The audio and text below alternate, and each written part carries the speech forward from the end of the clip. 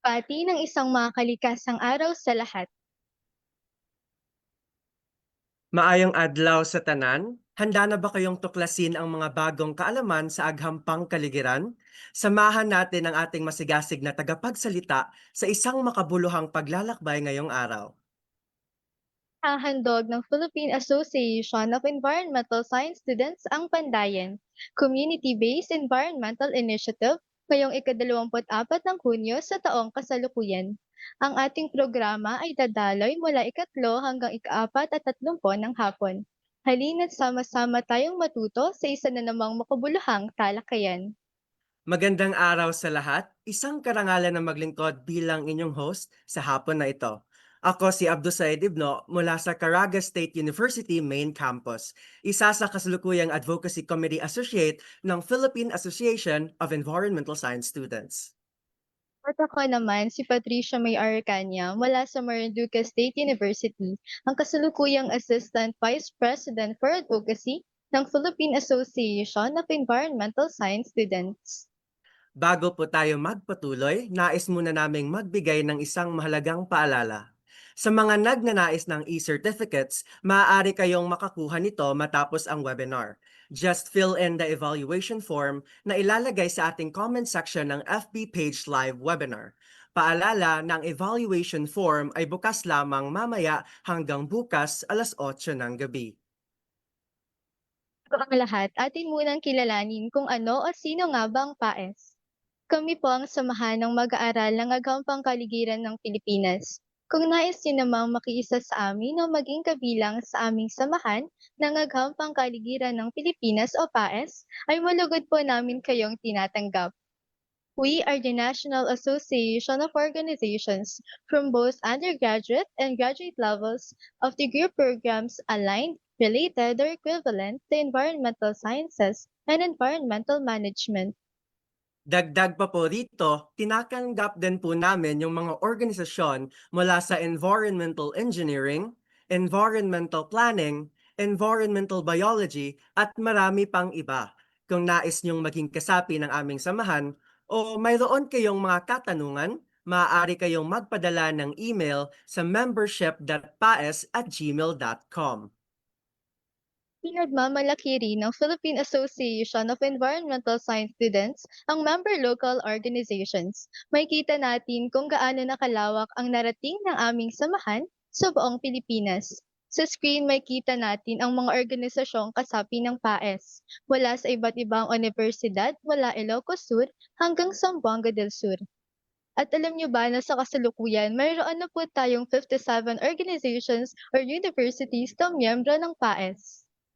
At gaya ng nabanggit ni Pat, patuloy pang lumalawak ang ating samahan. Kaya naman, upang manatiling updated, makikita rin po sa ating screen ang mga social media accounts ng PAES. Kung gusto niyo pong malaman ang mga bagong kaganapan sa PAES, follow us po sa mga social media accounts na yan.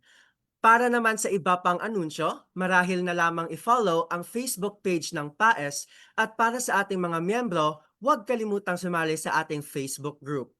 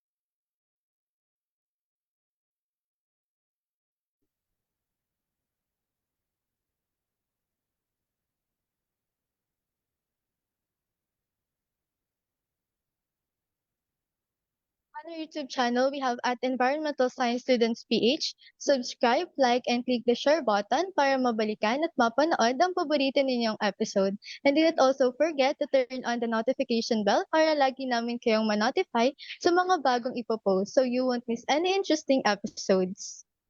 Wow, talagang napakaraming paraan para manatiling konektado sa PAES, di ba? Ngayon naman, pagkilala sa masigasig na partisipasyon ng ating mga YesO and STEM Students Media Partner mula sa Agusan del Sur National High School ng Agusan del Sur, Imos National High School ng Cavite, Jimenez National Comprehensive High School ng Misamis Occidental, Puerto Galera National High School ng Oriental Mindoro, at San Pedro National High School ng Bulacan. We hope mag-enjoy kayo sa discussion at magamit ninyo ang mga matutunan para mas ma-level up at maging creative pa ang inyong pagsusulat. Heto na, excited na ba ang lahat? Amin nang inihahandog ang isa sa programa ng PAES, ang Pandayan, Community-Based Environmental Initiative. Sa hapon na ito, pagtutuunan natin ng pansin ng evidence-based environmental journalism. Ngunit bago tayo tumungo sa ating webinar, atin munang alamin ang ating presentation outline. Mayroon po tayong baselining using menti.com. Please read your browsers, opening remarks, and introduction of our research speaker. Then we'll proceed to his presentation, the Q&A session, and some announcements. Bago po tayo magsimula, tulad ng nabanggit ni Patricia, magsasagawa muna tayo ng baselining. Para sa ating baselining, maaari ninyong buksan ang inyong mga browser, just search menti.com at itype ang code na 85043285 or you can scan the QR code na makikita natin sa ating mga screen.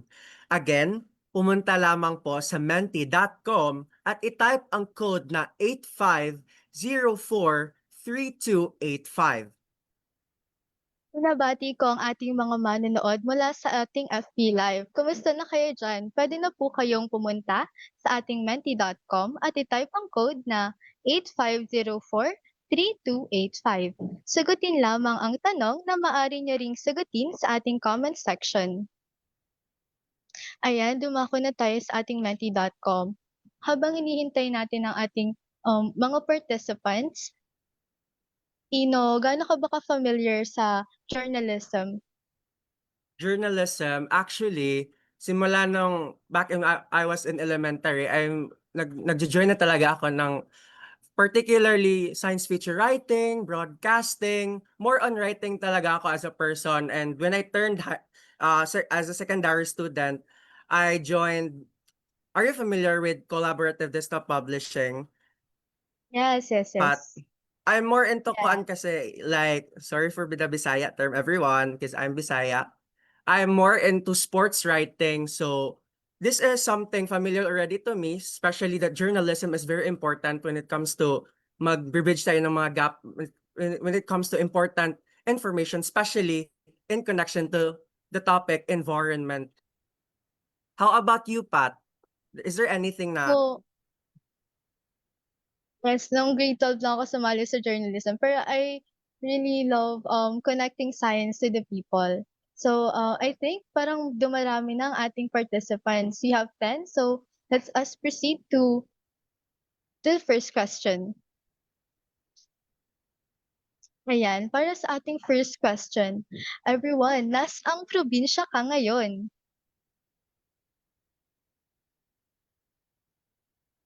Leyte. Wow, later? meron po tayo from Bulacan. Sige guys, tuloy niyo yan. You have from Agusa, Lanao del Sur.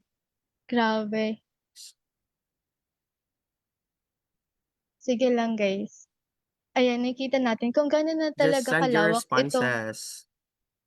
yes, Trece Martires, Cavite. Ayan, let us move forward na po sa ating second question, everyone.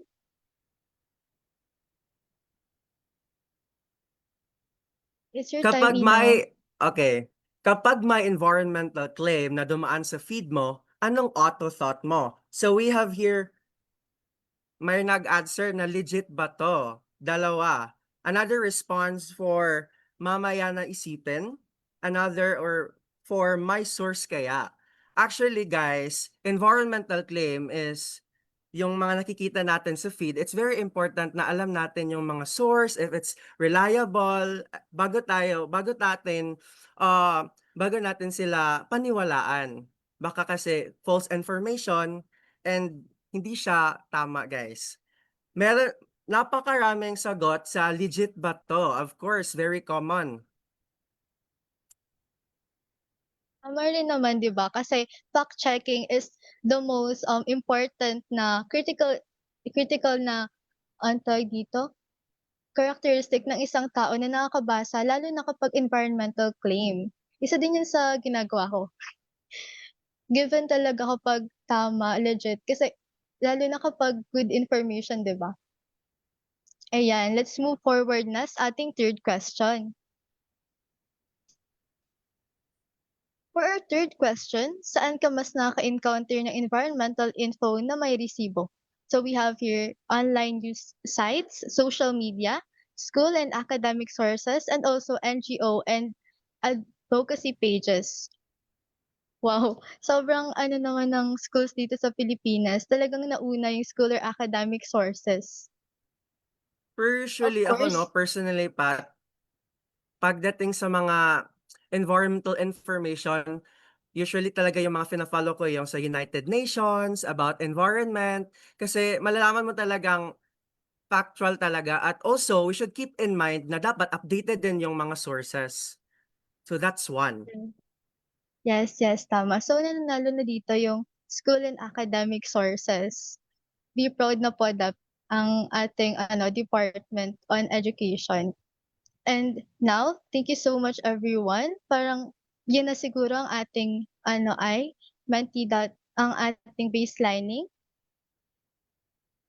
Maraming Back to you, salamat sa Inox. inyong partisipasyon sa ating Mentimeter Everybody. Tandaan, bago mag-share, tanungin muna, legit ba to? May source ba? Worth sharing ba? Simple lang, pero malaki ang impact. A reminder once again everyone, mayroon tayong webinar e-certificates. I-comment nyo lamang ang inyong pangalan at universidad sa FB Live comment section and fill in the evaluation form na ibibigay pagkatapos ng webinar. Bukas ito mamaya hanggang bukas 8:00 ng gabi. Ayan, bago tayo magpatuloy, sandali nating pagmasdan ang larawang nasa screen. Sa unang tingin, isa lamang itong diagram. Ngunit kung titignan natin ng mas malalim, makikita natin ang kwento kung paano gumagalaw ang kaalaman sa mundo. Narito ang mga scientists na lumilikha ng datos at ebidensya. Narito din ang mga journalists na nagbibigay buhay sa agham sa pamamagitan ng mga salitang naiintindihan ng lahat. At narito ang mga policymakers na ginagawang aksyon ang mga impormasyon para sa lipunan. Sa gitna ng lahat ay may science communication. Ito ang tulay, ito ang boses, at ito ang nag-uugnay sa agham at sa tao. Tama po si Pat. Sa diagram kung saan makikita natin ang ugnayan ng scientists, journalists at policymakers, ganito rin po sa environmental science. Ito ay holistic. Ngunit saklaw nito ang lahat ng ecosystems from ridge to rifts. Ngunit ang mga problemang pangkalikasan ay mananatiling tahimik kung walang magsasalita para sa kanila. Hindi sila maririnig kung walang magpapaliwanag. Hindi sila kikilos kung walang mag-uugnay ng agham sa realidad ng tao. Hindi totoo na kailangan tayo ng kalikasan. Kaya nitong mabuhay nang walang tayo. Ngunit dahil narito tayo, tayo ang may pananagutan. Pananagutang protektahan ito ng may kaalaman, malasakit at katotohanan. At dito pumapasok ang environmental journalism. Ito ang sining at responsibilidad ng pagsasalin ng agham tungo sa kamalayan ng publiko. Dahil ang agham na nanatili lamang sa papel ay hindi sapat. Kailangang marating nito ang komunidad, kailangang marinig ng lipunan, kailangang magbunga ng aksyon. Bago natin ipakilala ang ating pangunahing tagapagsalita, batiin muna natin ang mga manonood mula sa ating Facebook Live. So ayan, meron tayo dito na from Tarlac State University, and of course from our STEM student organizations, we have San Pedro National High School, Shoutout sa inyo from Marinduque State University, Caraga State University, Visayas State University Main Campus. Hello everyone, sana ma-enhance pa ang inyong learnings sa hapon na ito. Mukhang handa na ang ating mga manonood, kaya ipakilala na natin ang ating panauhing tagapagsalita. Malugod naming ipinakikilala ang ating panauhing tagapagsalita ngayong araw na ito. Siya ay nagtapos sa programang BS Biology sa Pampanga State Agricultural University kung saan niya din ipinagpatuloy at natapos ang kanyang Masters of Science in Biology. Ngayon, mayroon na siyang doctorate degree, PhD in Environmental Science sa University of the Philippines, Los Baños. Kung interest naman ang pag-uusapan, biodiversity assessment and monitoring, community-based conservation and management, and participatory ecotourism ang mga paksang kaniyang ini-explore sa pananaliksik. Mga salukuyan, siya ang project leader ng Conserve MAPL project at isang Associate Professor 5 sa College of Arts and Sciences ng Pampanga State Agricultural University. Para po pasimula ng ating webinar ngayong hapon, let us all formally welcome Dr. Gerald M. Salas. The screen is yours po, maaari na kayong mag-umpisa. Okay, thank you, Pat and Ibno. So allow me to share my screen. Okay, visible ba? Kita ba? Yes po. Okay, so thank you. So let me start. Basically, the title of my presentation is Where Communities Matter. So the social dimension of environmental management.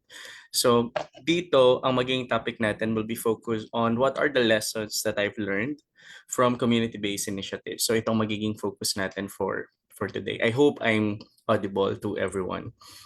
So basically, when I started my PhD way back in 2016, I don't have really an idea kung ano ba talaga ang NYSI because I've been into researches na I would say that focus on chromosomes, focus on species because I was a BS biology student, MS biology student as well.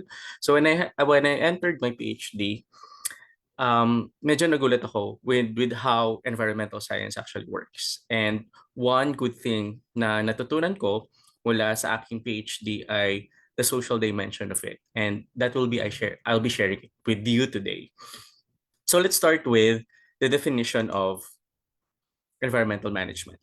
So what is environmental management? So pag sinabi natin environmental management, it refers to the planning, implementation, and regulation of human activities to protect and sustain ecosystems. So dito kasama yung tinatawag natin na restoration, impact mitigation, and sustainable resource governance. So pag sinabi nating modern environmental management, it also integrates yung mga ecological goals with social, cultural, and economic dimensions.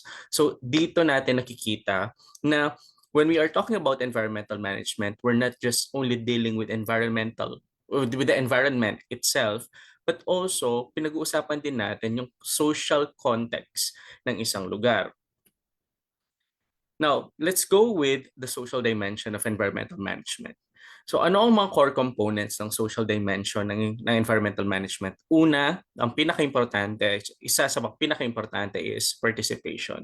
So pag sinabi nating participation, this is where we include the communities not just only in planning or implementation but as well as with decision making. So kasama sila doon sa pagde-decide sa isang lugar or sa isang pagde-decide sa kung anong management yung gagawin natin sa isang lugar. Another component of social dimension ng environmental management is equity and access. So dito, pinag-uusapan natin yung fair distribution ng benefits. Kumbaga, bibigyan natin kung sino yung may pangangailangan. At the same time, we're not just only talking about benefits, we're also talking about yung mga burdens. So, sino yung nagkikarry ng burden? Now, another component ng social dimension ng environmental management is, of course, is the knowledge integration. It is important that we have to include the locals and the knowledge of the locals and even the indigenous people pagdating sa usapin sa environmental management. Why? Because when we include social dimension in not just only in management, but also in any kind of conservation efforts, it will always be aligned with the community needs. So madalas, may mga proyekto na nagfe-fail or hindi naging successful because we only treat the communities are as beneficiaries. Kumbaga, ano lang sila, recipient lang sila nung information, recipient lang sila nung technology, not really as co-managers. So this is based on several studies already. Now, there are several frameworks pagdating sa on how social dimensions is integrated in environmental management. So sa isa sa mga framework na probably ay familiar tayo ay ito yung tinatawag natin na socio-ecological resilience.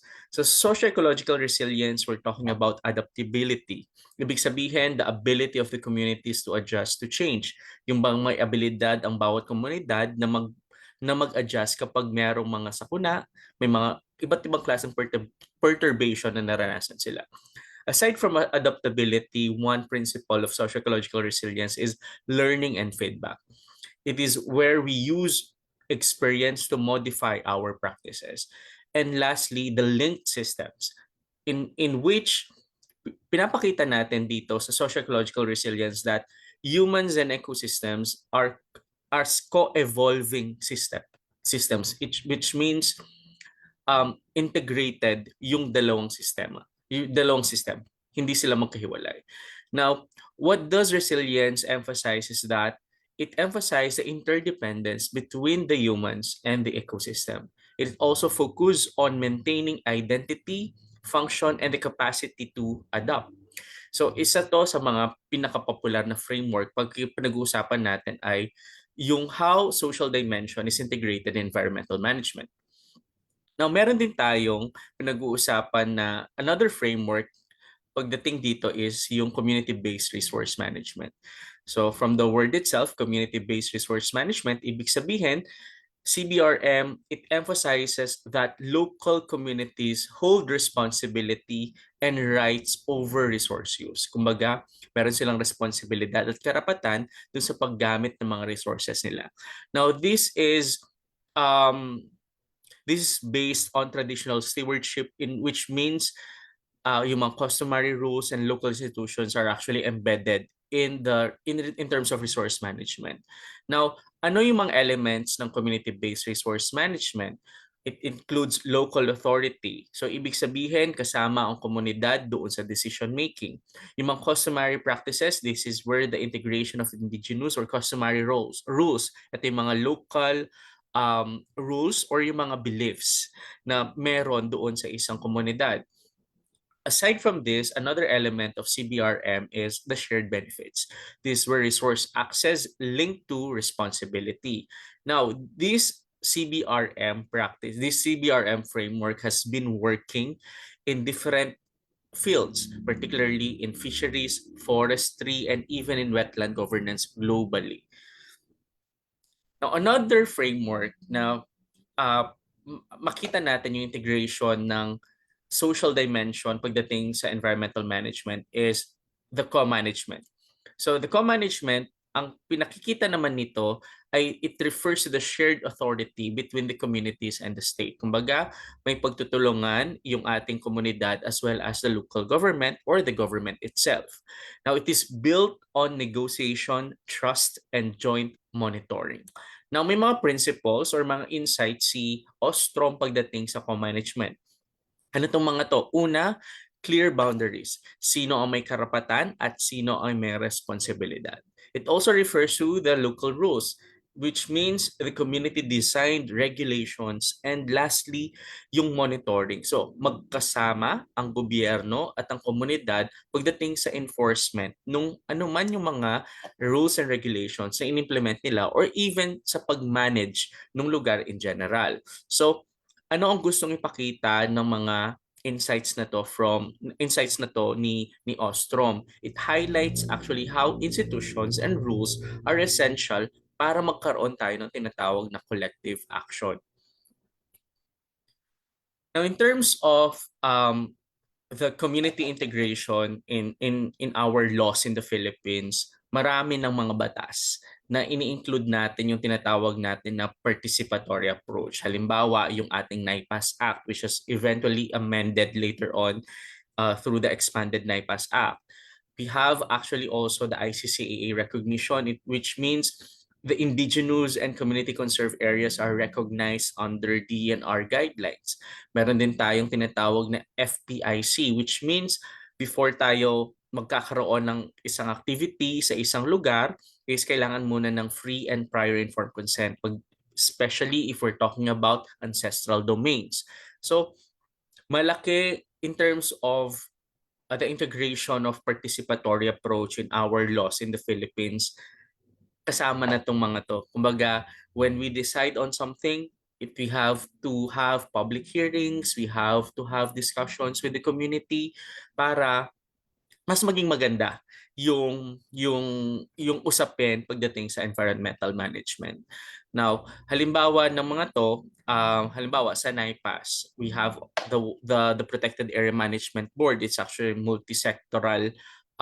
It implements multisectoral governance. So dito makita natin that the decision making ay pagdating sa boses, sa decision making, binibigay natin ito sa mga iba't ibang sektor para mas maging holistic ang ating approach pagdating sa environmental management. So again, in terms of our laws in the Philippines, participatory approach has been already embedded. Now, there's also a global shift. So there's a global shift from technocratic to community-led conservation. So when we talk about technocratic, ibig sabihin lang natin dito is madalas we look at conservation, we look at environmental management at the experts level. Kumbaga, parang naniniwala tayo doon sa technocratic point of view that it is only the experts that could do conservation or even environmental management. However, this has changed over time. Before, we have what we call fortress models in terms of conservation that excludes local people in protecting biodiversity. But this has changed over time.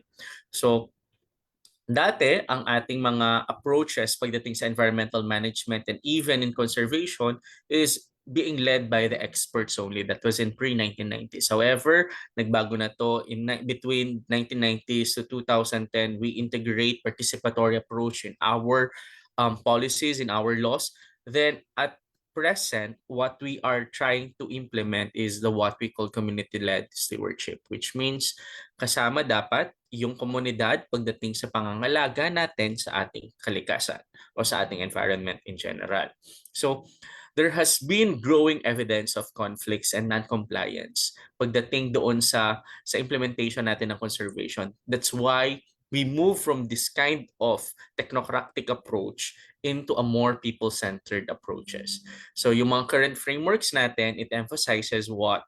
Ano yung mga in-emphasize ng mga frameworks na napakita ko kanina? Commonly, ang pinapakita nila is partnership, co-management, and the local governance. So ito yung mga pinapakita ng mga frameworks na ano yung ginagamit natin ngayon pagdating sa conservation or pagdating sa environmental management. Now, bakit mahalaga ang komunidad? Bakit mahalaga na we have to involve the communities in terms of talks of conservation, in terms of talks in environmental management? So according to IPBES, yung mga biodiversity targets natin, they actually fail because there is no local participation. Ibig sabihin, hindi kasama yung komunidad. That's why it fails. Yung IUCN naman, ang sinasabi niya that indigenous and local knowledge, based on their records, it actually improves restoration success. Now, which means that yung mga projects na mas merong community ownership, mas mataas yung compliance, at the same time, mas mataas yung monitoring efficiency, which means yung mga projects na merong community ownership or those projects that involve the community ay mas mataas yung success pagdating doon sa implementation. So this has been the studies of these international organizations. Now, let me share you some of my experience. So basically, itong mga experience ko, since I'm coming from Pampanga, I'll be sharing my experience on my works on community-based initiatives on this different ecosystems. So I worked with an inland wetland. We have the Candaba wetlands. I also had a chance to work on the Sasmuan Pampanga coastal wetlands. So this is one of the Ramsar sites natin dito sa Pilipinas. And currently, I'm working on Mount Arayat Protected Landscape. So these are the areas or the initiatives or community-based initiatives that I worked with, and what are the lessons that I've learned from my experience on the ground. So ang maging focus natin dito is not basically on the ecological data, but what are the lessons learned in terms of implementing such or doing such researches pertaining to environmental management on the ground. Okay, so we'll start with the Candaba wetlands. So this is Candaba wetlands. So in Candaba wetlands, it is located in Pampanga. So it is actually known as, it is actually part of the East Asian Australasian Flyway. It is part of the flyway for migratory birds. So seasonal floodplain siya. So ibig sabihin kapag kaya seasonal floodplain kasi kapag rainy season or wet season, may tubig siya. Kapag dry season, wala siyang tubig. So in that case, yung rice cultivation, aquaculture, and bird habitat ay present dito sa lugar. So it actually supports the livelihood of the people because of the rice cultivation. So yung agriculture, napaka laki, actually malaki ang contribution ng Candaba pagdating sa rice production dito sa Pampanga. However, this Candaba wetlands, despite as it is actually a flyway for migratory birds, is wala siyang formal protected area status. And aside from that, the land use has been dominated by private ownership and leases. So ibig sabihin, the wetland itself, yung Candaba wetland itself is already privatized. Ibig sabihin, pribado yung lugar.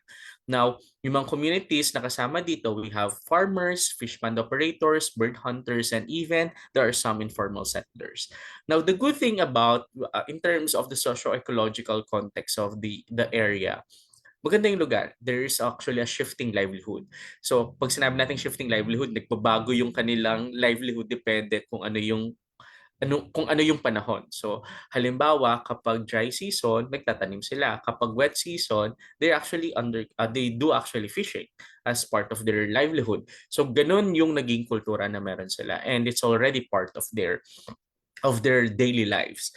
If you go to the certain area, you will see that dahil familiar na sa kanila na binabaha or tumataas yung tubig doon sa lugar, you will see that areas or yung mga houses nila, they're already stilted. Ibig sabihin, may mga stilts na sila, assuming they're already preempting that later on, kapag wet season, ay tataas ang tubig at babahain sila. So that's how the lives of the locals in Candaba is already.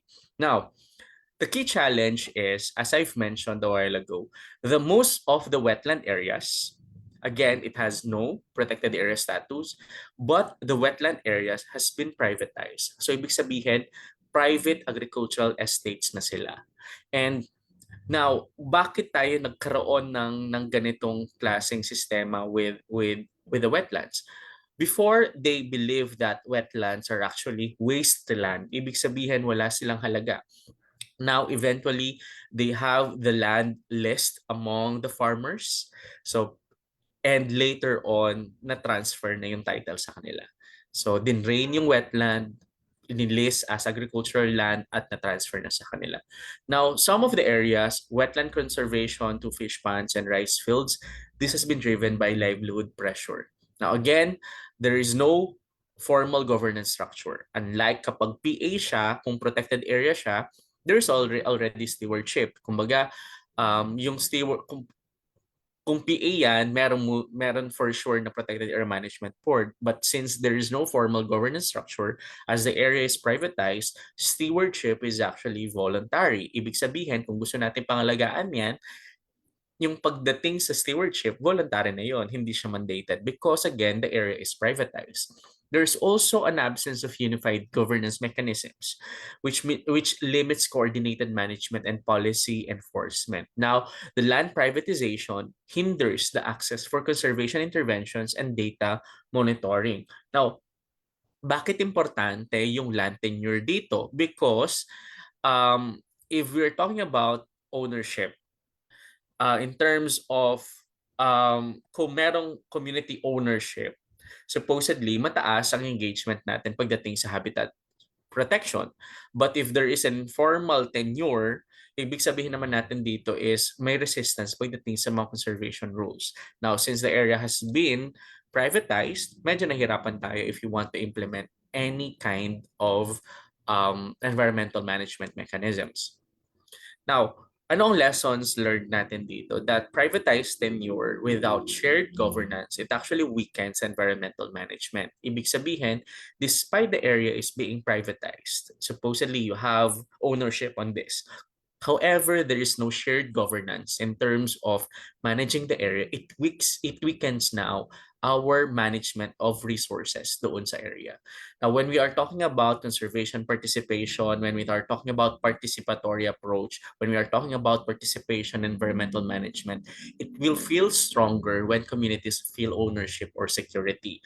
However, in this case, private landowners, they occur only when they align with personal or economic interest. So again, ang sabi nga ni Ostrom, responsibility follow rights. So if you want to have a good environmental management mechanism and area, we have to consider that the areas is already privatized. Now, which means we have to talk to all those private landowners to have a shared responsibility in taking good care of environmental management. But again, the problem is it's already privatized, which means later on, kung hindi tayo magtutulungan in terms of management of the area, there will become a fragmented and private tenure. So it will yield to weak governance and inconsistent conservation, and recognition of tenure rights is actually another important. So another important aspect that we have to look into if you want to have long-term co-management and shared stewardship in the area.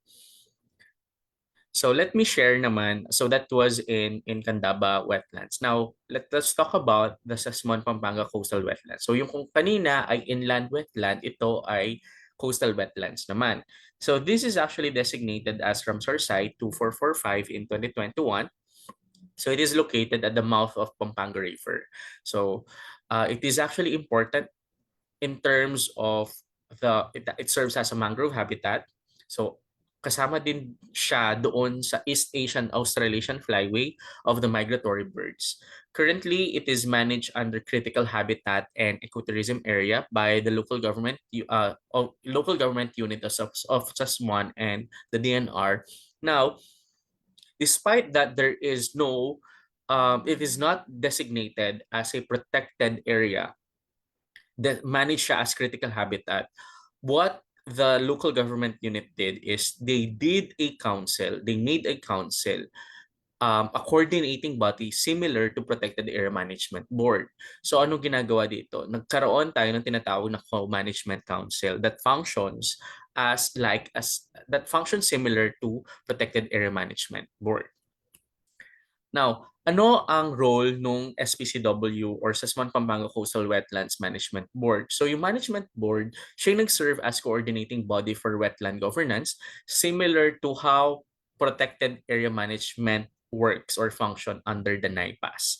So board includes yung LGU ng Sasmuan, of course, the DNR, kasama yung mga fisherfolk organizations, kasama din yung mga sa academe and even national government organizations. So ano ginagawa ng SPCW Management Board? It also oversees wetland monitoring, mangrove rehabilitation, water bird counts, and ecotourism regulation. So it also ensures that conservation decisions are not personality dependent but actually institutionally grounded. So ito yung naging role niya. So naging maganda ang in terms of management dahil willing yung local government unit and even it co-manages the local government unit co-manages the wetland itself with the DNR, with the national government. So mas nagiging maganda yung community engagement. So which means in terms of decision making, kasama yung mga members ng different sectors doon sa area. So naging coordination hub din siya because nagkakaroon ng alignment in terms of what is their vision for the area, yung local government unit and the DNR, even yung mga fisher folks na present doon sa area.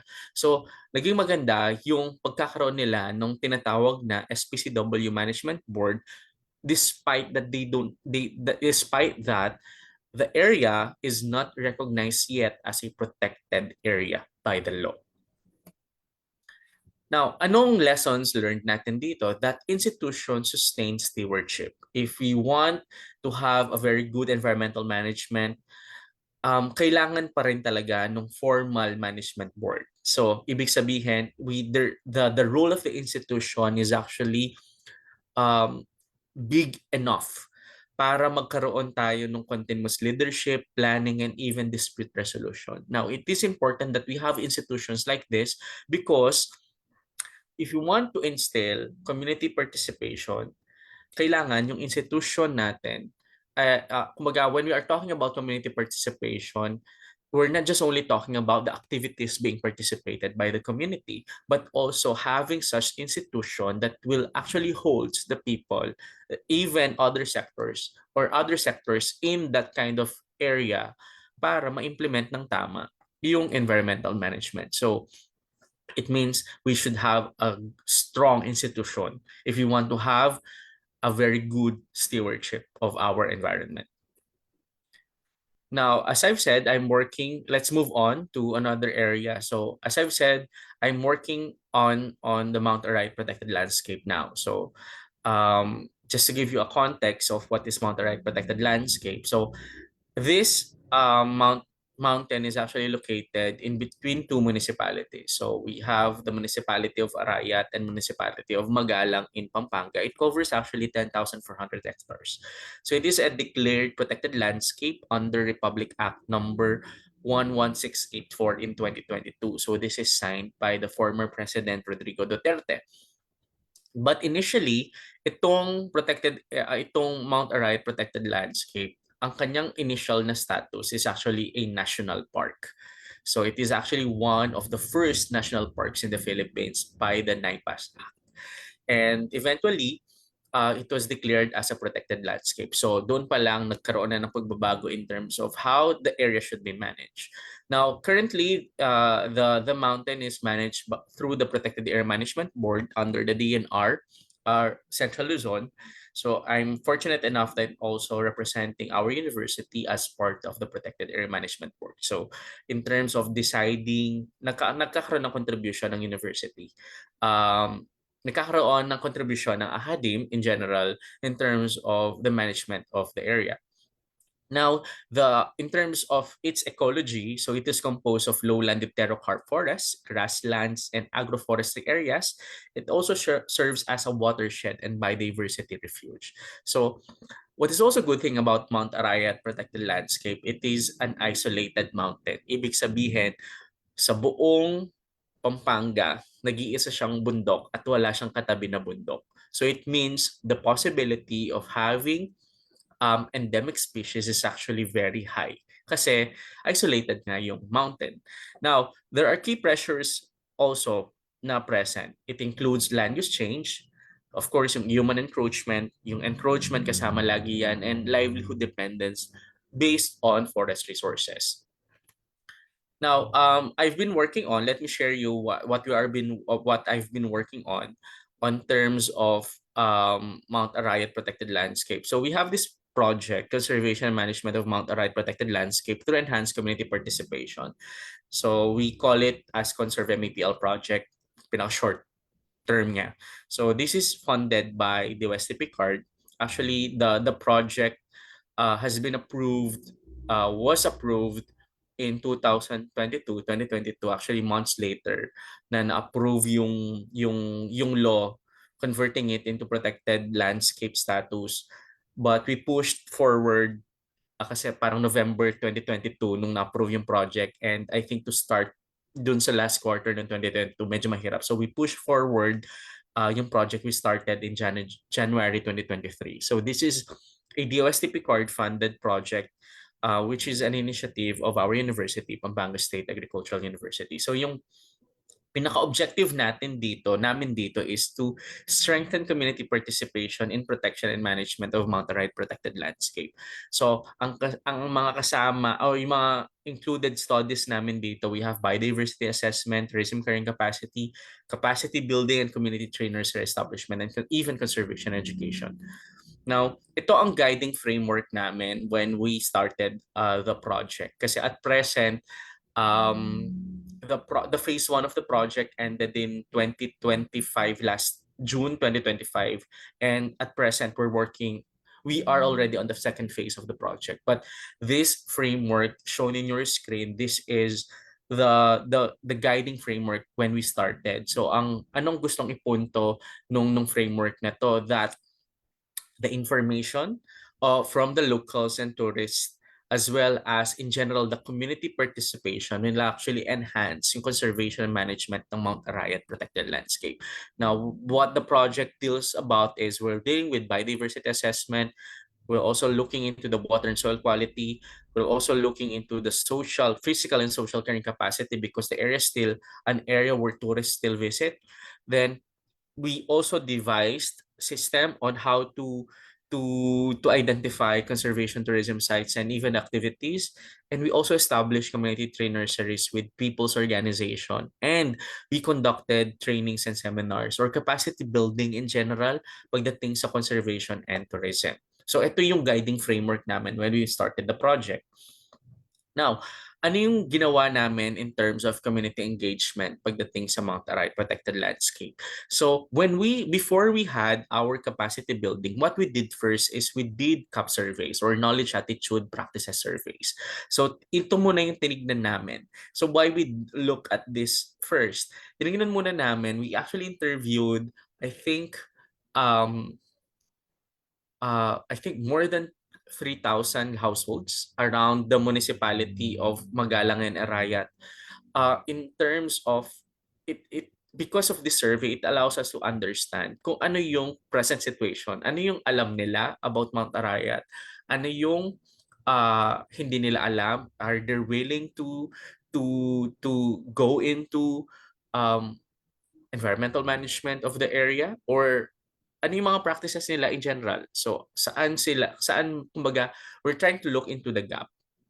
Now, nung nakita namin yung gap, ang based on the data, what we saw from the data in our CAP surveys, they're actually familiar with Mount Arayat, but they do not see it as they do not know what kind of livelihood or how does the mountain can support their livelihood in a way. So yun yung isang gap na nakita namin doon sa CAP survey.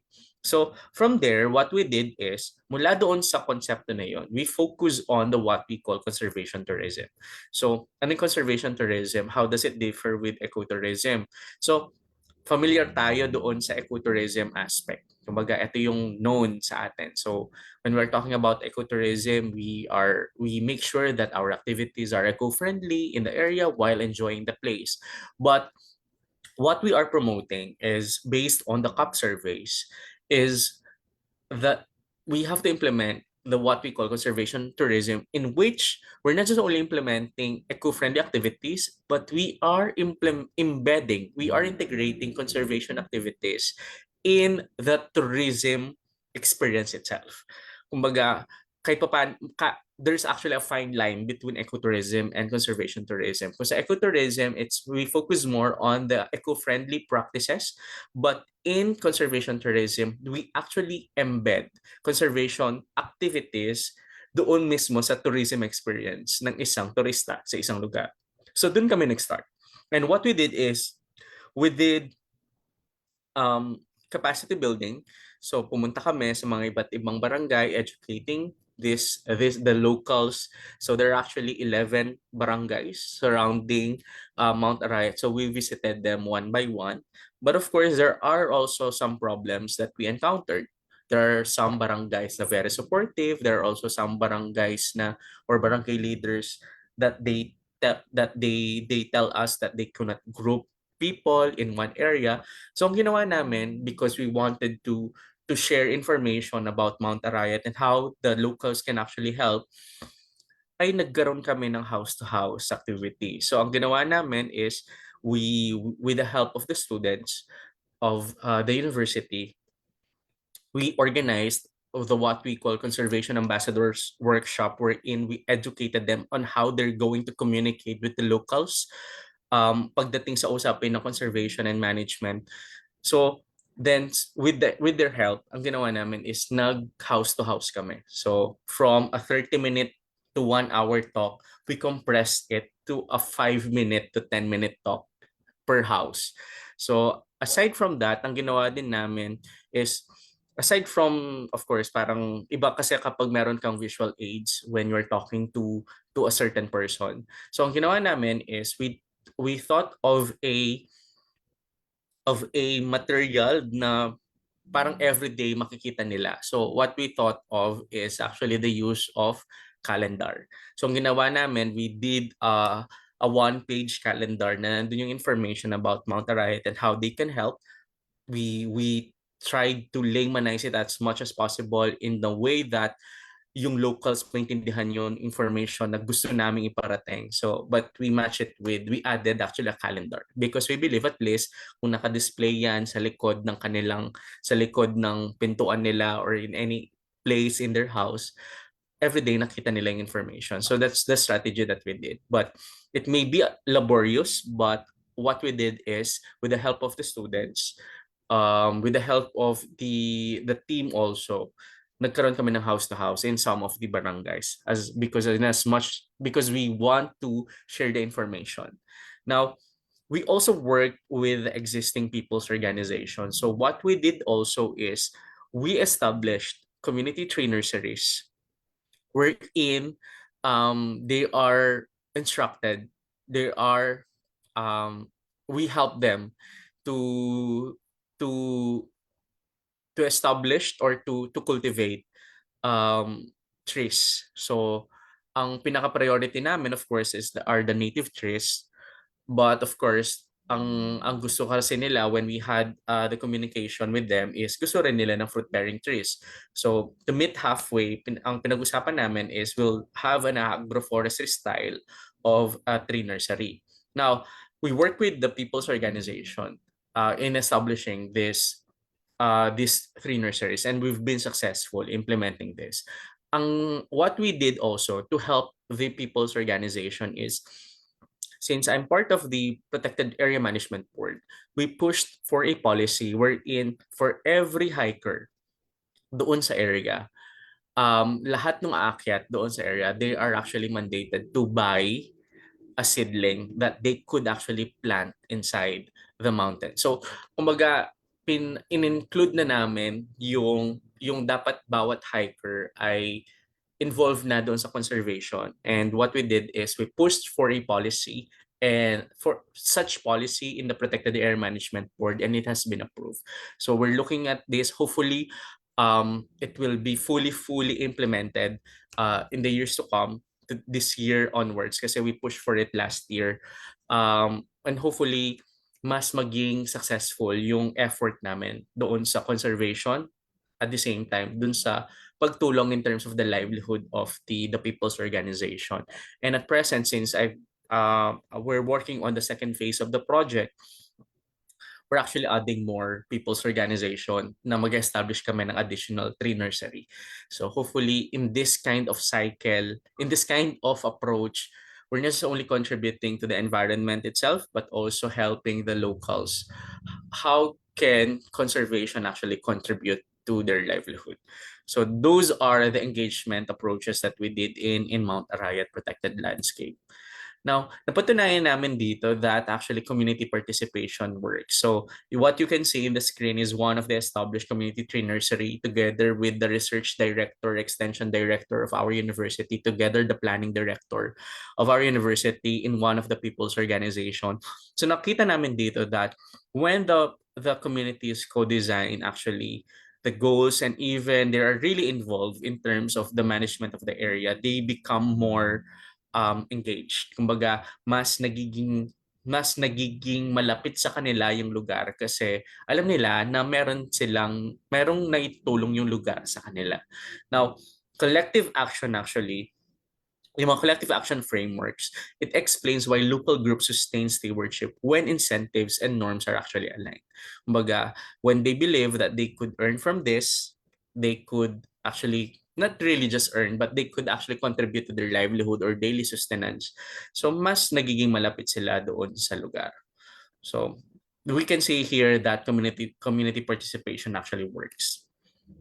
But of course, there is no successful project and there is no project without challenges. So marami din kaming challenges na encounter. So one of which is there is actually trust and fatigue already sometimes. Hindi lang naman kasi kami yung mga unang projects na hindi lang kami yung parang projects that actually worked on Mount Arayat, but I believe we're only the project that actually included not just only biodiversity assessment, but not just only included tourism carrying capacity, but what we did is we included actually conservation education in the framework itself. Kumbaga, we're not just only gathering or extracting information from the locals, but actually we're also educating them and learning from them as well.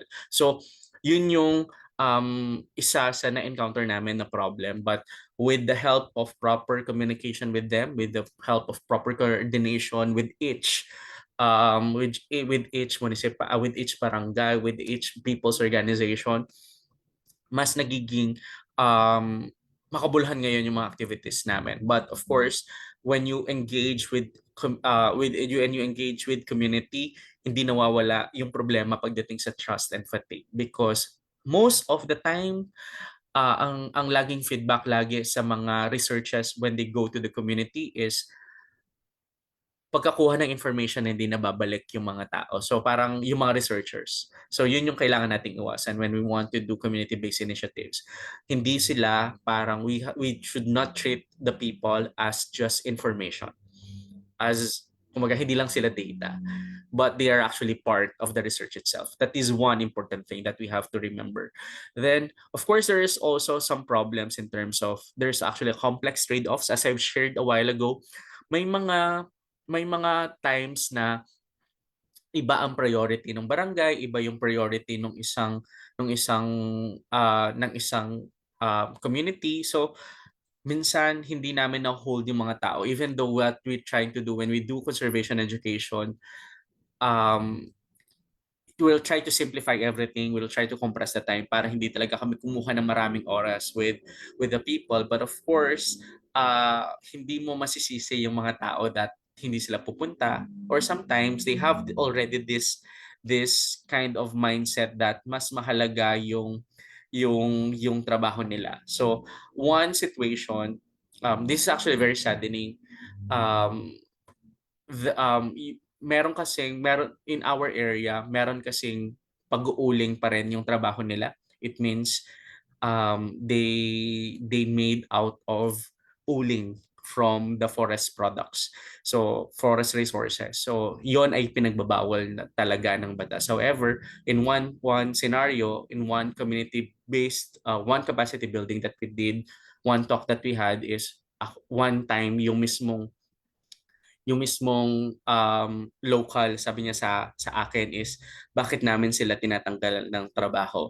So it's actually you would understand them because this is actually their livelihood, but as I've told him, I dealt with him properly that every individual, ang sabi ko sa kanya na bawat tao sa atin, bawat isa sa atin merong role na kailangan gampanan. So ang pinupunto niya kasi it should be the work of the government itong mga ganito, but I've tried to handle the situation na hindi baka kasi hindi na kami makabalik dun sa lugar eh. So I handle the situation that in a way that I explained to him na lahat tayo may role na kailangan gawin doon sa area.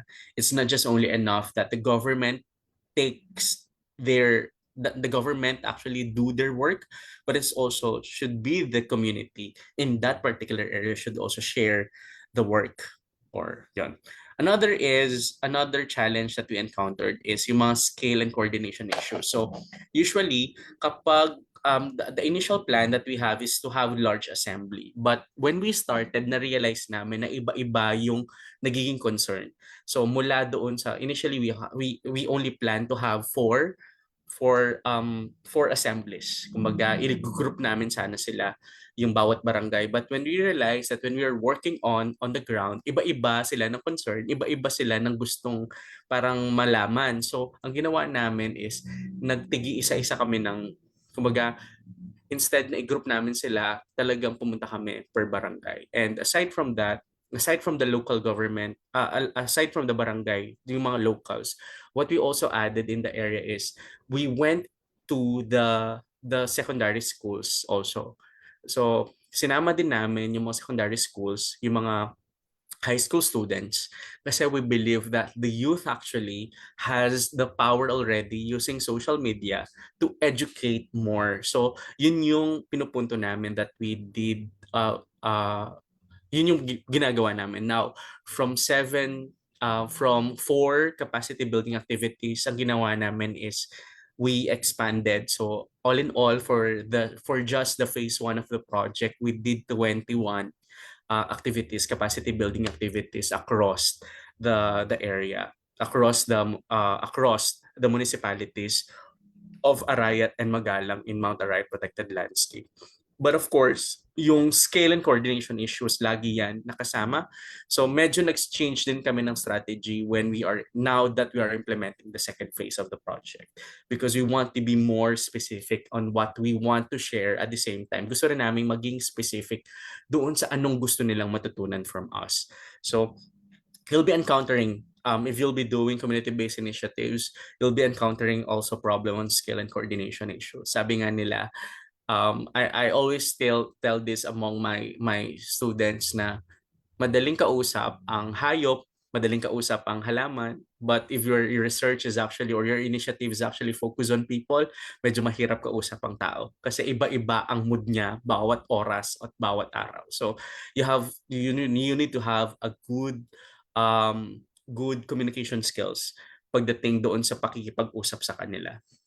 So, isa din na challenges na pwedeng ma-encounter when you do community engagement activities. Now, at present, ang ginagawa din namin is, as I've told you, we are already in the second phase of the project. So what we are doing right now, particularly sa mga secondary schools, is they want to have actually hands-on activities.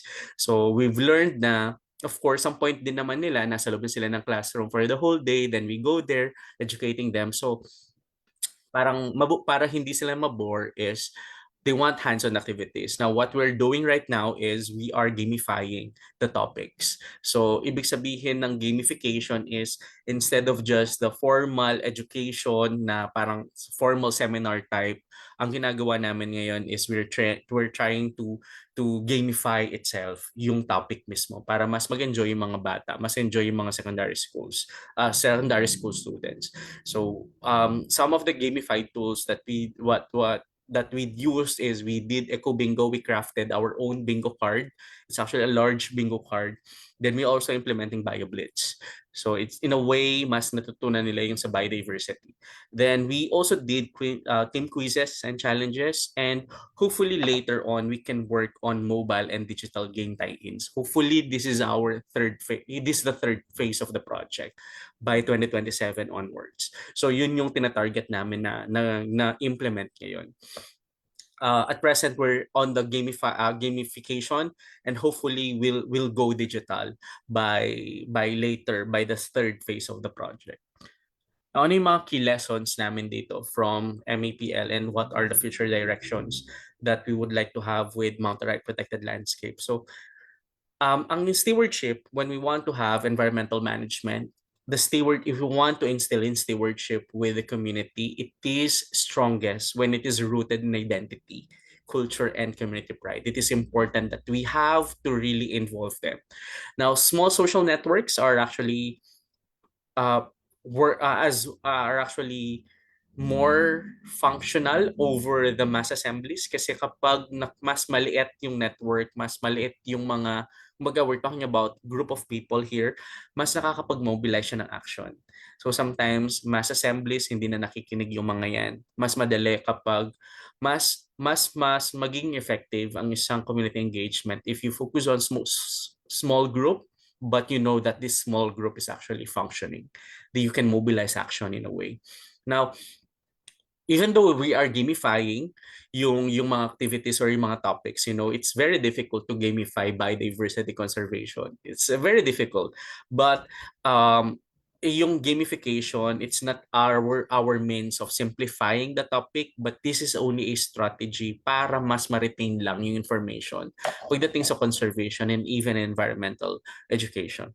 Now, ang focus na rin namin ngayon, the future directions that we would like to work on with the communities is mag-focus kami ngayon with environmental interpretation because we believe that they already have enough information. Kumbaga, ayaw naman ng mga locals, especially medyo matatanda na itong mga kausap natin, ayaw nila yung parang binabalik mo sila doon sa classroom.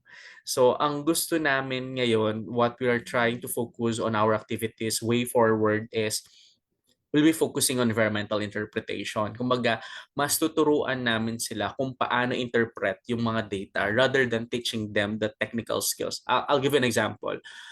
Instead of teaching them how to create maps, which is very technical, we will teach them instead on how to understand these maps. Kasi tingin namin, usually naman, if you go at the barangay level, the municipality will actually just download the hazard maps, yung mga mapa na to. So, ang mas gusto namin na instead na turuan sila dun sa technical aspect ba, kasi for sure hindi naman nila yun i-implement in their barangay. We'll just teach them on how to understand, how to interpret the data itself. So this is how environmental interpretation is actually will come into place. Now, these are some of the outputs that we did. We did actually a guidebook on how to implement community-based conservation in Mount Arayat Protected Landscape. The title is Building Conservation from the Ground Up. So naka-embed dito yung mga activities namin, or at the same time, the data that we gathered, biodiversity data, tourism carrying capacity. So we're targeting to launch this book by April. So hopefully matuloy kami by April. And we also did a photo atlas. So you can see in the other side of the screen yung the wild and the still. So ito ay photo atlas ng wildlife and landscapes of Mount Arayat Protected Landscape. So it's just like a coffee table book of the wildlife and the landscapes of ano yung mga stills na pwede mo makita sa Mount Arayat Protected Landscape. So hopefully, as I've said, we're hoping to have them launch by April.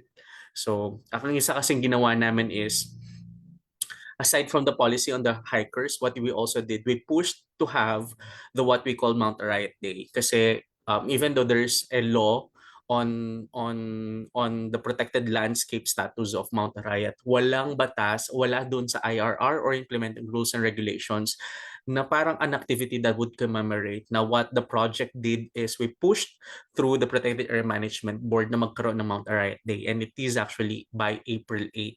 So, kaya namin pinupush na by April 8, we'll be launching also this book and we'll have the inaugural celebration of the Mount Arayat Day. So will be in coordination with the Protected Area Management Board, the DNR, Central Luzon, also the PENPRO. And I had a small talk with the provincial government of Pampanga.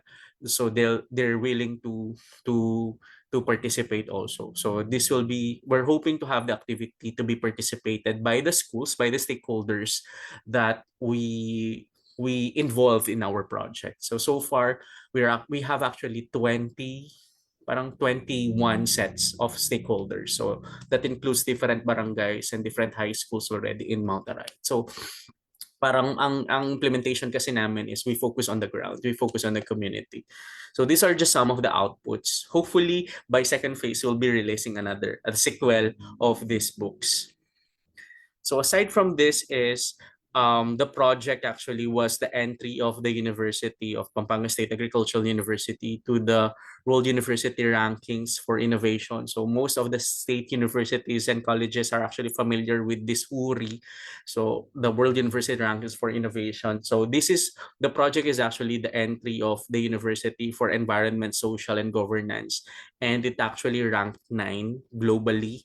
So it also ranked fourth in the Philippines and first in Central Luzon. So ito yung it is actually this award actually even though of course the university is being awarded on behalf of the project, but this is actually a validation that our efforts on the ground is actually globally recognized. So kumbaga mas nakakataba ng puso yun for us because it has been recognized globally, and having the project ranked 9 in the environment, social and governance trend category of the 2025 World University Rankings for Innovation. You could say that we are pioneering innovation for sustainability, equity, and even community impact. So this is actually a validation of our work. Then, what are the reflections on research practice and ethics? So, it is important that when we do field research, community-based initiatives, it requires presence. Kailangan nandun ka.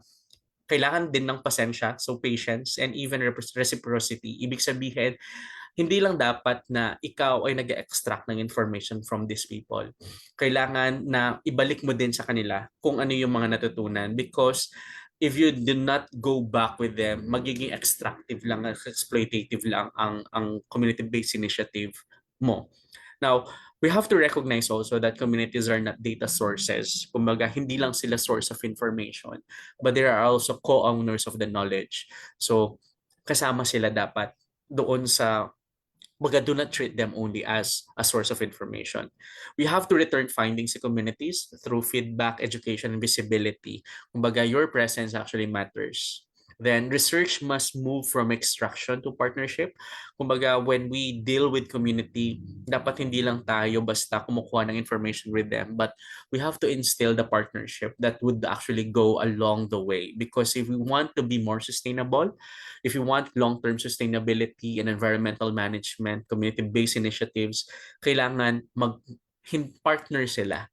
You have to treat them as partner, and that's one thing that we work on, we are working on, we continuously work on with stakeholders. So ayun. So just to end the presentation, so makita natin dito that environmental management succeeds when where people believe they belong to the place they protect. Kumbaga, importante yung land rights, importante yung tenure, importante yung institutions, importante yung cultural engagement, the community engagement itself, yung tipong talagang pupunta ka doon kasi mas malalim yung ibig sabihin ng engagement over participation. So these actually form the foundation of community-led environmental management, and the future of environmental governance lies in empowering communities to understand, to care, and to lead in their own area. So I would like to end the presentation with the line from Dr. Jane Goodall. So she said that only if we understand, we will care. Only if we care, will we help. And only if we help shall all be safe. So if you want to save if you want to save our environment, it's not just enough that we understand, but we have to go to the ground and meet people and try to educate them, no matter how difficult it is. Because dun pa lang tayo talaga masisave. Dun lang tayo masisave if we will help actually our communities. Learning kung anong pwede nilang matutunan from anong pwede nilang magawa sa ating environment. So that will be all. I hope you've learned from my presentation. Thank you. Maraming salamat, Dr. Salas. Talagang na-appreciate namin ang inyong mga ipinahaging kaalaman ngayon, lalong-lalo na sa sinabi niyo tungkol sa community-led stewardship. Dahil back then, it was more on inclusion. Ang modernong conservation kasi ngayon ay hindi na pagbabawal sa tao. Natutunan ko na ang pinakamabisang tagapangalaga ng kalikasan ay tayo, ang mga lokal na komunidad at katutubo dahil sa kanilang tinatawag nating indigenous and local knowledge.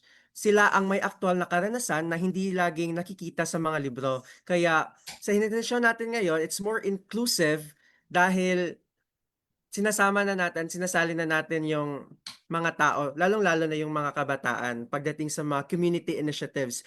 Pangalawang punto ay tungkol sa co-management and trust sa mga lugar tulad ng na-mention ni Dr. Salas about sa Candaba Wetlands, hindi sapat ang batas lang dahil sa dami ng private owners. So, kailangan ng shared authority at tiwala sa pagitan ng gobyerno at mamamayan upang mabalanse ang proteksyon ng mga dahil doon sa nabanggit ng mga ibon at ang kabuhayan ng mga magsasaka.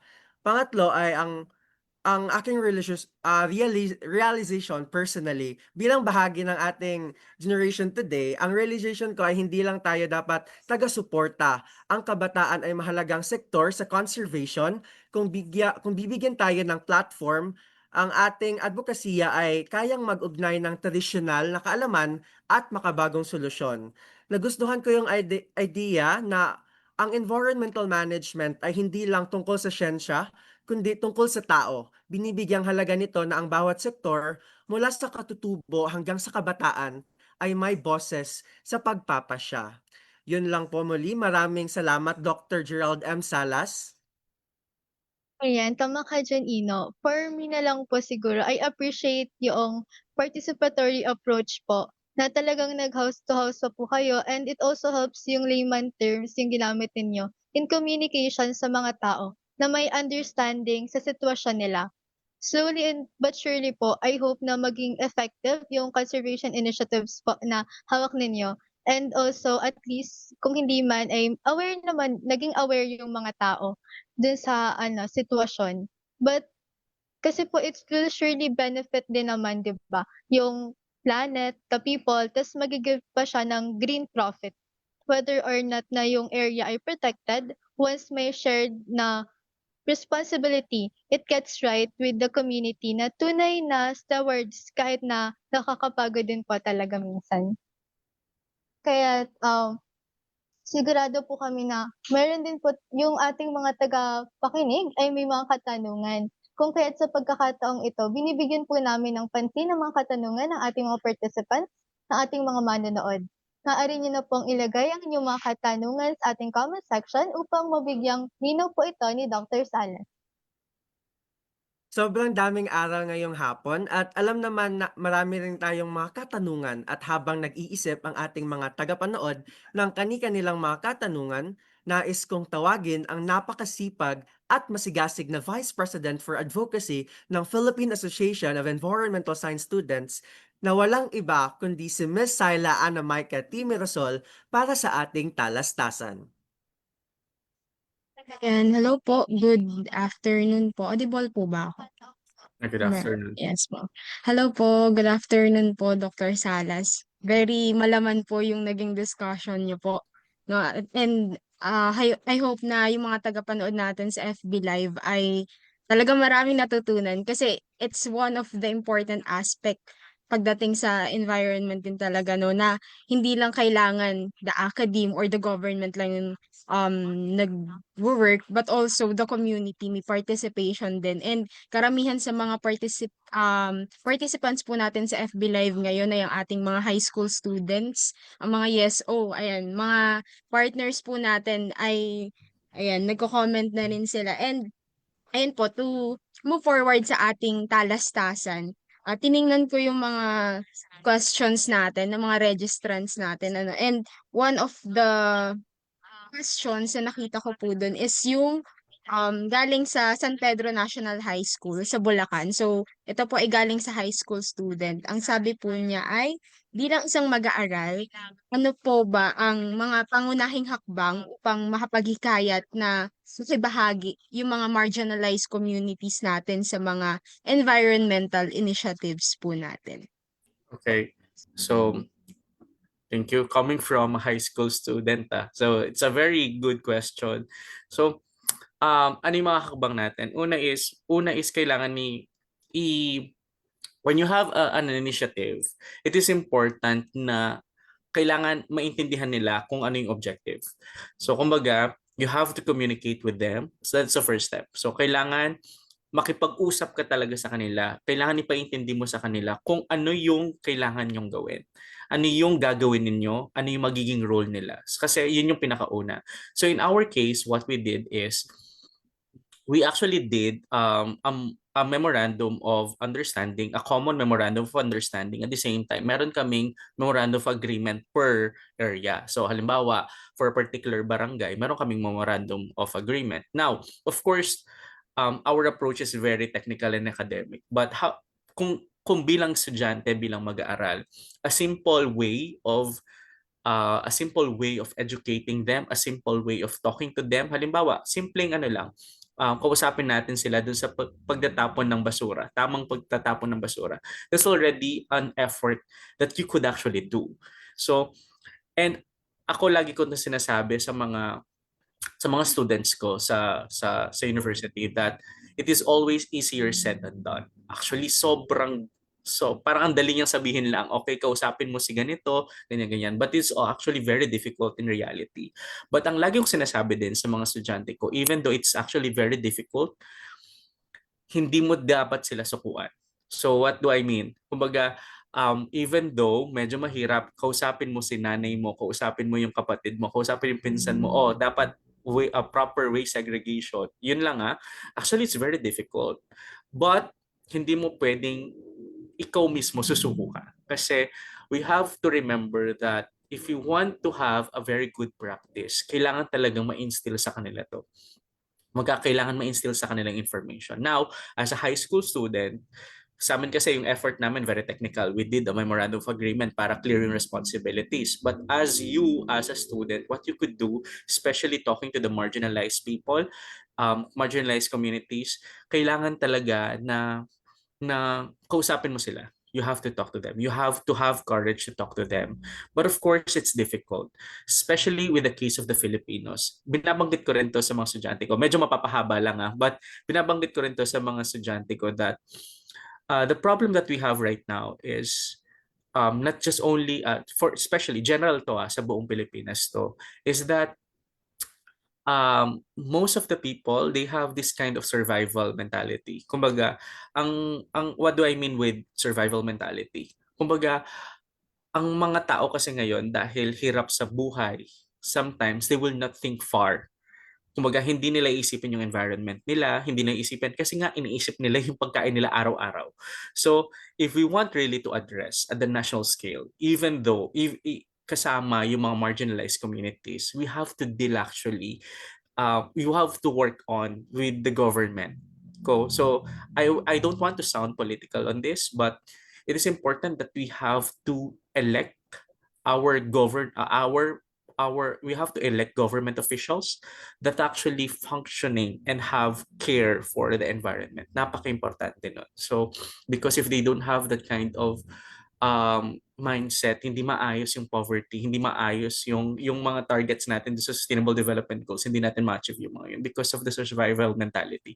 Kaya nga lagi yung sinasabi sa mga bata, sa mga estudyante, it is always easier said than done, but hindi mo sila kailangan sukuan.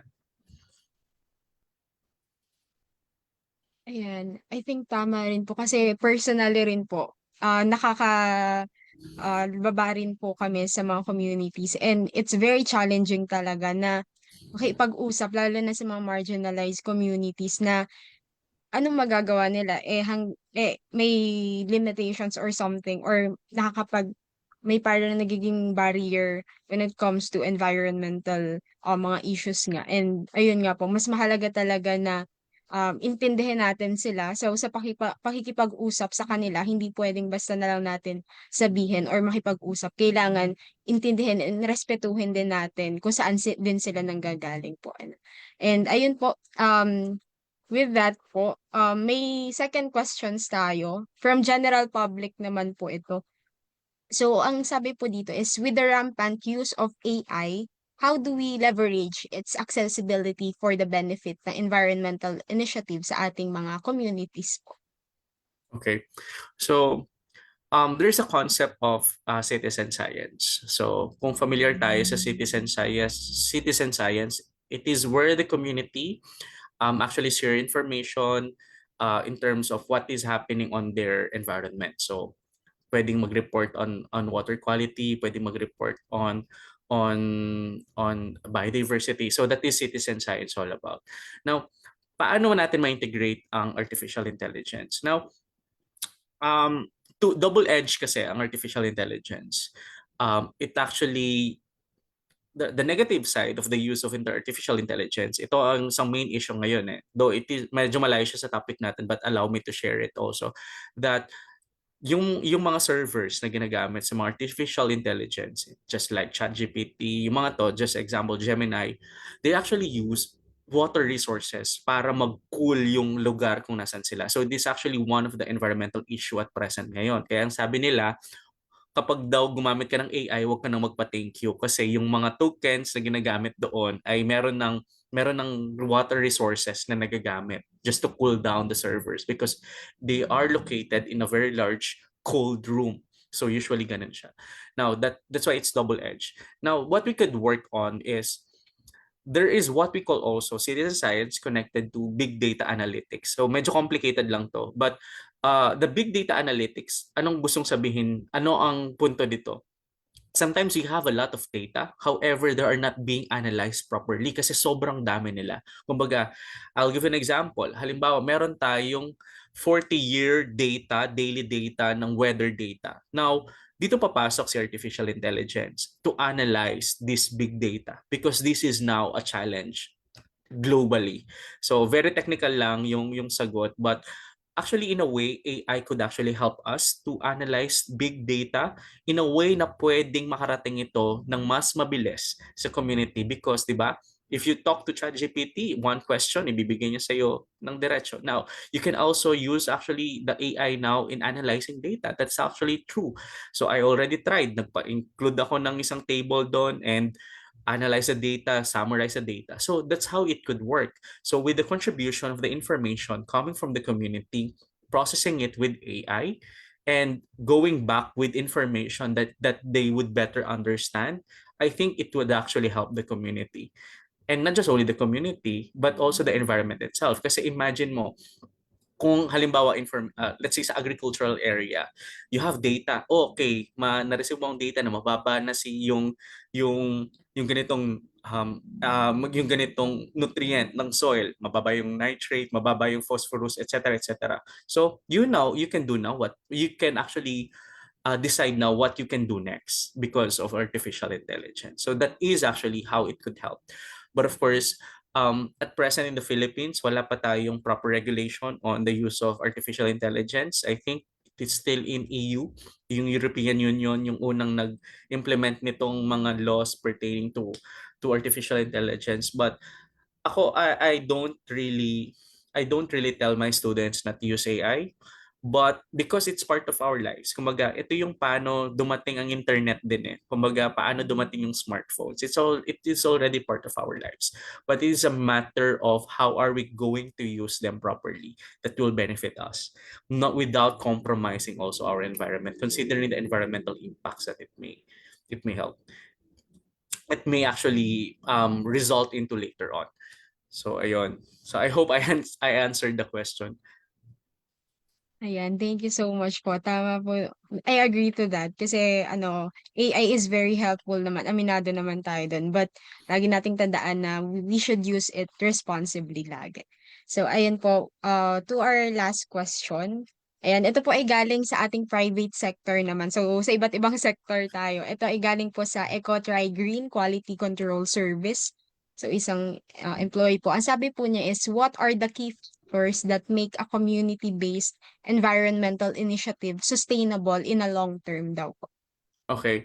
So ako, it's very simple. Ito yung pamantayan ko personally.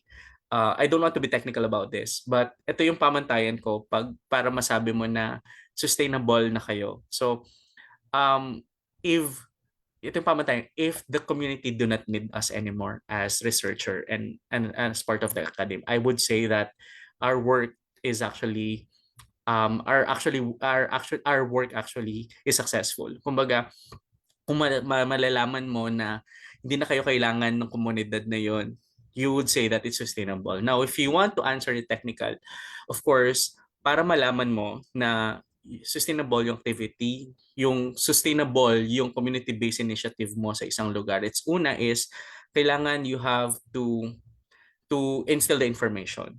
dapat meron talagang champions. Kumbaga, importante na meron kang champions doon sa lugar. Kasi without champions in the area, hindi magtutuloy-tuloy yung efforts na yun. So another is, it's important na hindi lang sapat na ituro mo sa kanila. Hindi lang sapat na sasabihin mo lang sa kanila yung information. Hindi sapat na isang beses ka lang pupunta doon. Another is, it's important that there are policies in place. So the policies and laws will actually help us to make our efforts more sustainable. Just like what we did. Kumbaga, ang ginawa namin is we actually pushed for 3 policies. Una, yung sa tourism carrying capacity.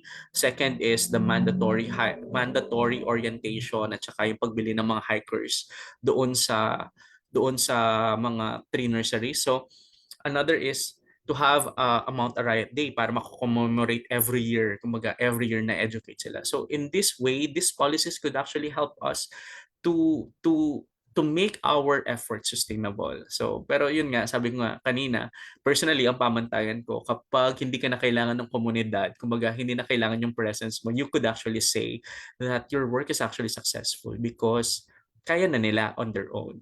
Ako, yun yung pamantayan ko, the simple na pamantayan ko lang. For me to say that sustainable yung ginawa namin doon sa lugar. Kasi kung kailangan ka pa nila as researcher, ibig sabihin, they could not stand on their own. Pero if you know that even without you, the efforts will function or the efforts will be sustained, you would say that you're successful as an initiator of community-based activities.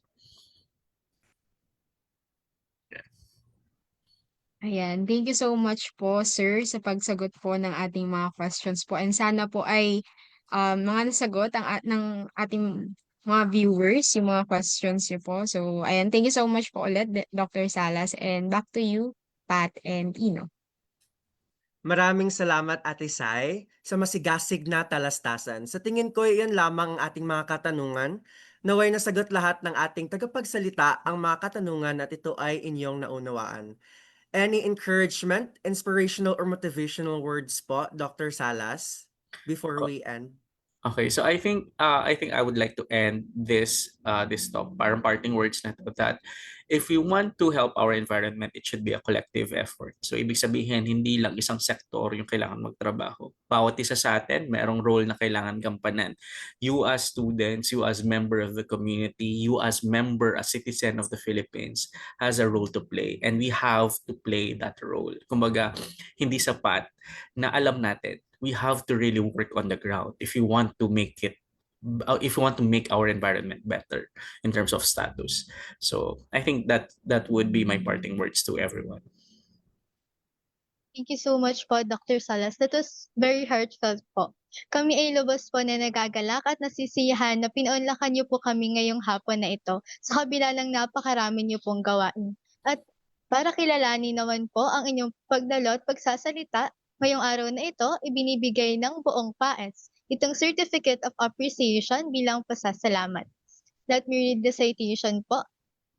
Philippine Association of Environmental Science Students, this Certificate of Appreciation is hereby given to Gerald M. Salas, PhD, in recognition of his valuable contribution as resource speaker in Pandayan community-based environmental initiatives, given this 24th day of January 2026, care of UPLB School of Environmental Science and Management, Laguna, Philippines. Signed, Kendrick Mico L. Faronilo, MSc, President and Founder of PAES. Muli, maraming salamat po. Thank you. Thank you also for inviting me. Thank you. Ayan, para sa ating mga YES-O and STEM student participants, rest assured that your certificates will be sent via email or your FB pages. Para sa karagdagang anunsyo, amin muling hinihikayat ang mga lokal na organisasyon na interesadong maging parte ng PAES. Lumapit lamang at mag-message sa Facebook page ng PAES upang malaman ang proseso para maging miyembro ng ating organisasyon. Siyempre, para sa ating mga susunod na aktibidad sa PAES, ikinatutuwa naming i-anunsyo sa inyo ang pagbabalik ng Junior Executive Board Mentorship Program We encourage po that you take courage at samahan kami sa isa na namang semestre na may kaasamang harvest ng new knowledge and of course ay friendship. And lastly, nandyan ang ating Pandayan webinar sa buwan ng Pebrero. Abangan! At tulad nga ng nabanggit ni Patricia, marami pong bagong programa at webinar ang darating, kaya huwag palampasin. Muling paalala na ang ating evaluation form ay bukas lamang mula ngayon hanggang bukas ng 8:00 ng gabi. Para sa ating pagtatapos, alalahanin po natin ang salita ni Pope Francis. He said that the climate is a common good belonging to all and is meant for all. Meant for all to be protected with integrated social, economic dimensions na initiatives. For me, mahalagang paalala ang sinabi ni Pope Francis na ang kalikasan ay para sa lahat at responsibilidad natin itong pangalagaan. Nagsisimula kasi ang tunay na pangangalaga sa sama-samang pagkilos ng komunidad. Sa mga simpleng inisyatiba, voluntaryong gawain at programang pinangungunahan ng bawat isa. Kapag nagkakaisa ang komunidad, ang maliit na aksyon ay nagiging makabuluhang hakbang tungo sa mas malinis, mas ligtas, at mas sustainableng kapaligiran para sa lahat. Maraming salamat sa lahat ng mga dumalo at nakinig. Sana ay maroon kayong natutunan. Muli ako si Abdul Said Ibno at naway maging makakalikasan ng inyong araw. Ako naman si Patricia May Arcania, ang inyong host sa Pandayan 2026. Daghang salamat sa tanan. Mimingat kayo palagi. Sa susunod muli. Susunod muli.